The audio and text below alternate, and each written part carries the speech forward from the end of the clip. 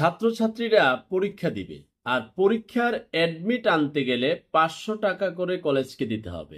কি কারণ এরকম ঘটনা ঘটিয়েছে?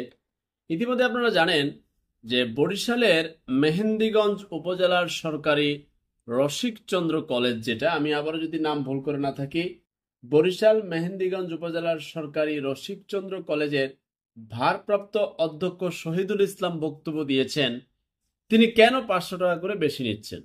ছাত্রছাত্রীদের প্রশ্ন ছিল যে আমরা আপনাদের কলেজে 2600 টাকা দিয়ে ফর্ম ফিল আপ করেছি, বেতন দিয়ে পড়েছি, তাহলে এখন আমি পরীক্ষা দিতে যাব, এই অ্যাডমিটটা আমি 500 টাকার বিনিময়ে কেন আমাকে নিতে হবে? 500 টাকা অ্যাডমিটটা আমি মানে কোনো কারণ তো নাই। এখন অধ্যক্ষ ব্যাখ্যা দিচ্ছে, এটা তোমাদের কাছে আমার আবদার, এটা তোমাদেরকে দিতে হবে, যুদ্ধ করতে চাইলে যুদ্ধ করতে পারো, কিছুই করার নাই, আমাকে দিতে হবে। তো ছাত্রছাত্রীদের মধ্যে কেউ থাকে না একটু পাকাপোক্ত এবং খুব স্মার্ট এবং অনেক কিছু সত্য প্রকাশ করার একটা হাতিয়ার, একটা ফুটেজ আস্তে করে ক্লিক করে নিয়ে নিছে। আমি ইতিমধ্যেই সকলকে বলেও দিয়েছি, যে যেখানে আছেন আমার সোনার বাংলায়, ঘুষ ছাড়া যদি কাজ শেষ পর্যন্ত নাই করতে পারেন, ছোট্ট করে ক্লিপ লয়ে নেবেন, ক্লিপটা ছেড়ে দিবেন, আস্তে করে সব ফাঁসে যাইব, সত্য বেরিয়ে আসবে, অন্যরা এই টাইপের অপরাধ করতে আর সাহস পাবে না। ইতিমধ্যে চলছে।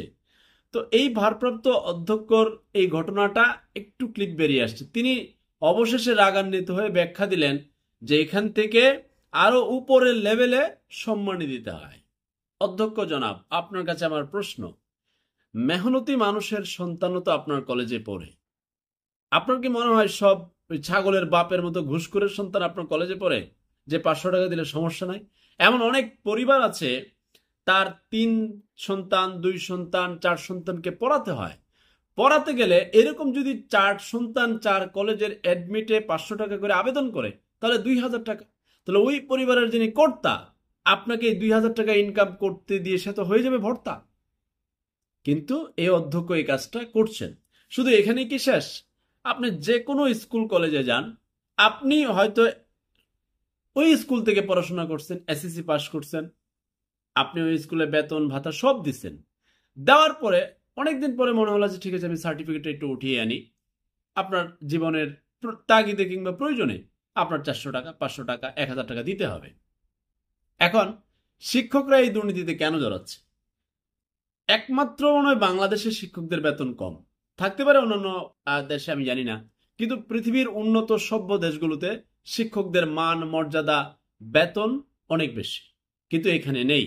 এমন অনেক শিক্ষকের অভিযোগ আছে যে আমাকে 14,000 টাকা দেওয়া হয়, আমাকে 15,000 দেওয়া হয়, আমার 19,000 আসে, আমার 32,000 আসে, কিন্তু আমার তো সংসার চালাতে কষ্ট হয়। তখন তারা কি করে? একটু ছোটখাটো দুর্নীতিতে জড়াতে বাধ্য হয়। আর অনেকে আছে, অনেক কলেজের প্রধান আছে যে তার সাঙ্গপাঙ্গ কমিটি থাকে না, স্কুলের দেখবেন কমিটি থাকে। স্কুলের কমিটি কেন থাকে আমি জানি না, স্কুল চালায় শিক্ষকরা, প্রধান শিক্ষকরা, তার উপরের শিক্ষা অনুযায়ী সিস্টেমে। এখানে স্কুলের সভাপতির কামরা কি?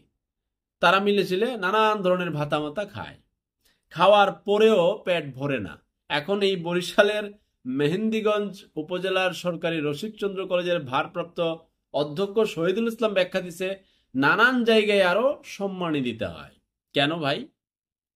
কেন আপনি মেহনতি মানুষদের, সন্তানদের কিংবা বেকার ছাত্রছাত্রীর পকেটের টাকা আপনি নানান জায়গায় সম্মানী দিবেন? এই পাওয়ার আপনাকে কে দিয়েছে? কে এই দুঃসাহস দেখাতে আপনাকে বলেছে? নাকি কেউ আপনাকে ভরসা করে দেখিয়েছে লাগা 500, পরে সমস্যা হলে আমি তোরে দেখে নেব? এমন ভরসা পেয়ে কি আপনার প্রিয় ছাত্রছাত্রীদের পকেট থেকে 500 টাকা বের করে নিচ্ছেন? তো সারা বাংলাদেশ এটা চলছে। আপনি মেহেন্দিগঞ্জের এই সরকারি রসিকচন্দ্রের ব্যাপারটা এরকম না যে অধ্যক্ষ কোনো চাপে পড়ে রস বের করে দিছে, যাদেরকে সম্মানী দেয় এবং তাদের ছোটাছুটি চলছে। কোথায় কোথায় সম্মানী দাও, কোথায় কোথায়, হ্যাঁ। আহ, মানে অবস্থা এমন দাঁড়িয়েছে যে আপনি কেউ একটা লোক ধরেন ঘুষের জন্য সে আটক হলো, এখন ওই যে সে অপরাধে তো আটক হইলো, এখন তারে ছুটাই আনতে গেলে আবার ঘুষ দেয়। মানে কি আশ্চর্য ব্যাপার, মানে অবস্থা এমন দাঁড়িয়েছে। তো যাই হোক, শিক্ষক যারা আছেন আপনাদের প্রতি সম্পূর্ণ সম্মান শ্রদ্ধা ভালোবাসা রেখে বলছি, আপনাদের বেতন ভাতা বৃদ্ধি করা হোক, বরাবরই বলে আসছি, আজকে আবারও বলছি। তবে আপনারা নীতি নৈতিকতার দিক থেকে যদি নষ্ট হয়ে যান, শিক্ষা শিক্ষক যদি নষ্ট হয়ে যায়, তাহলে একটা দেশ কারো বাপের ক্ষমতা নেই দেশটা টাইন্না তুল্লা সমৃদ্ধি এবং সভ্যতা ফিরিয়ে এনে, শৃঙ্খলা ফিরিয়ে এনে দুর্নীতি দূর করা সম্ভব। যেখান থেকে শুরু সেখানে যদি সমস্যা হয়, কারো বাপের ক্ষমতা নাই সেই দেশকে লাইনে আনা। আল্লাহ হাফেজ।